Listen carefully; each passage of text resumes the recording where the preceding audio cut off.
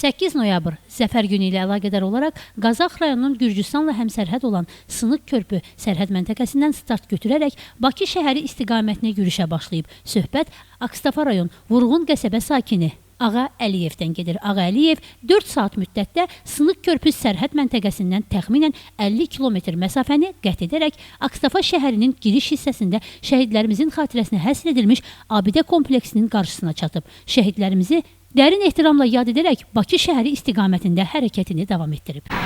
Qeyd edək ki, biz hal-hazırda Akstafa rayonunun Vurğun qəsəbə kənd sakini Əliyev ağanın yanındayıq.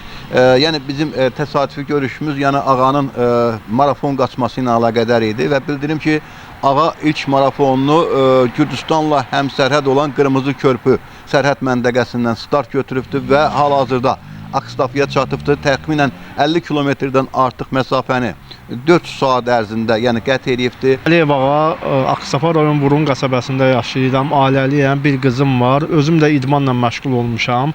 Mən dəfələrlə Respublikada 2-ci yer tutmuşam. Xankəndindən Bakıya qaçmışam, Qəbələdən Xankəndinə qaçmışam, Şaxdağda qaçmışam, 53 kilometrdə birinci olmuşam, Qobustanda trer qaçışında birinci olmuşam. Sonra ümumi liderimizin 100 illiyində Akstafadan Bakıya qaçmışam, 465 kilometri 52 saata qaçmışam. Yəni çox yarışlarda iştirak etmişəm və qazilərin və veteranların şərəfinə qaçış təşkil edirəm. Mənə dəstək olduqları üçün çox təşəkkürümü bildirirəm. Qeyd edək ki, Ağa Əliyev ümmilli lider Heydər Əliyevin 100 illiyi ilə əlaqədar olaraq Akstafadan Bakı şəhərinə yürüş etmişdi. Bundan əlavə Xankəndindən Bakıya, Qəbələdən Xankəndinə və həmçinin dəfələrlə uzaq məsafələrə yürüş edib. Noyabr ayının 4-dən etibarən Gürcüstan sərhədindən yürüş edən idmançı Zəfər günü 8 noyabr tarixdə Bakı şəhərinə çatacaq. Cəmilə Nəsir qızı, Kamran Əskiparalı, Sənan İsmailov bugün informasiya proqramı üçün.